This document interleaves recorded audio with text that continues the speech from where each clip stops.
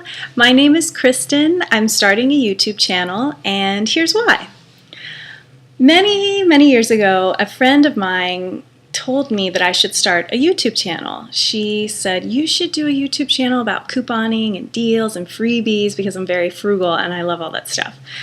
But I thought, no, that's not really my passion in life. My passion is Catholicism.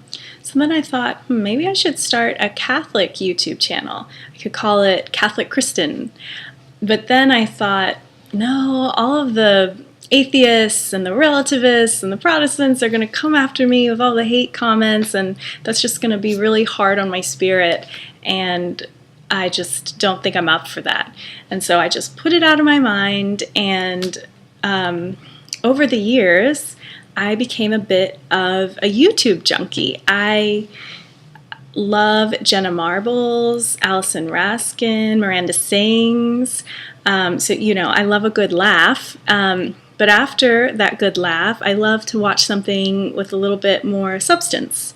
So I've watched a bunch of Bishop Barron videos. I love conversion stories when people convert to the Catholic faith. Those are very powerful, especially conversion stories from theologians or philosophers.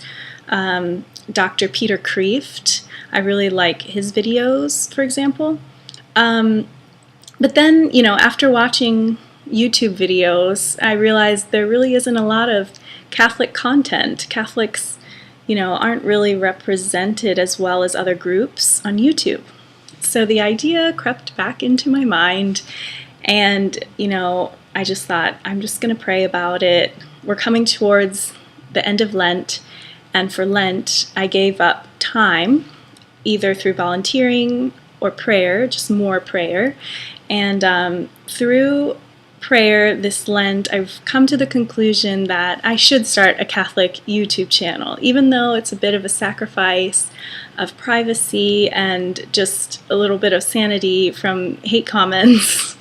I feel that it's important that Catholics are represented, and it's also important for people who are interested in the faith, but they don't really have the time to read, and just a 1-minute video is all that they have time for. So someone, who's interested in what is the Rosary, they can just search what is the Rosary on YouTube.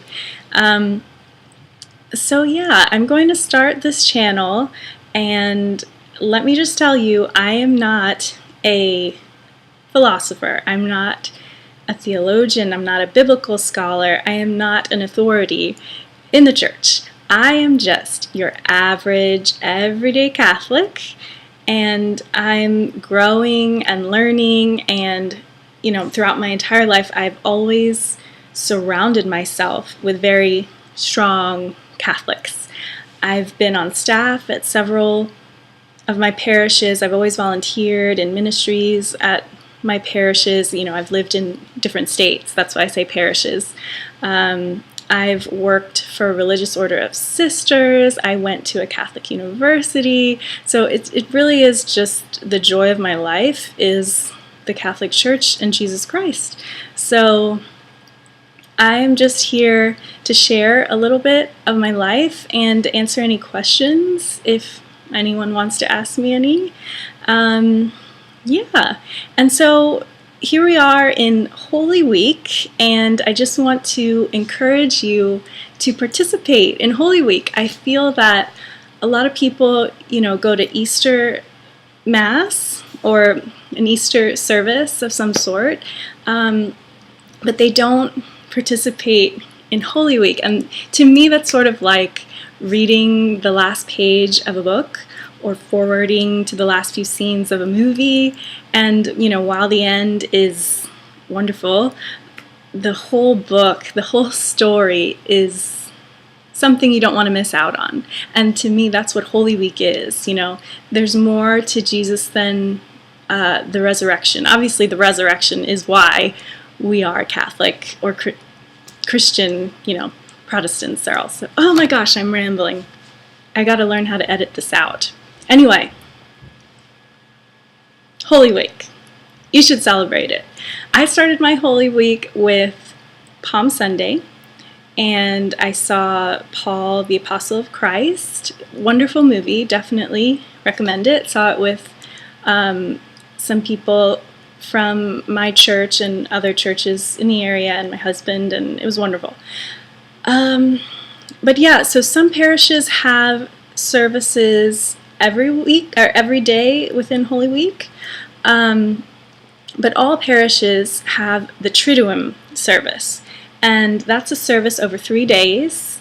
It starts on Thursday, where we commemorate the Last Supper, and we wash each other's feet to remember when Jesus washed the apostles' feet, such a beautiful act of humility. And then on Good Friday is the only day of the year that Catholics don't have Mass. It's a beautiful, beautiful service, and we read through the Passion of Christ and meditate on his arrest and his crucifixion, and we venerate the cross. It's a beautiful, beautiful service.